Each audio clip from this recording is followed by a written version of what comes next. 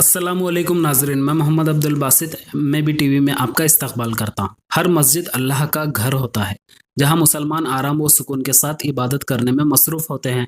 مسجد میں پرسکون ماحول برقرار رکھا جاتا ہے۔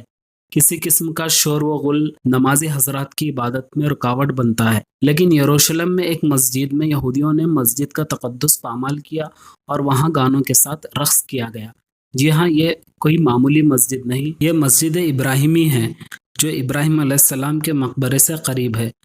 یہودیوں کی مسجد جیسی جگہ پر رقص کر کے محفل سجانے کی ویڈیو وائرل ہونے کے بعد مسلمانوں کے دل کو بہت ٹھیس پہنچی۔ مذہبی تقریب کے بہانے سے مسجد میں داخل ہو کر زبردستی وہاں نمازیوں کو باہر نکالا گیا، پھر اس کے بعد بینڈ باجے کا سامان اندر لایا گیا۔ اس طرح مسجد کی بے حرمتی کرتے ہوئے یہودیوں نے مسجد کے تقدس کو پامال کیا۔ وہاں موجود لوگوں نے یہ بات میڈیا کو بتائی۔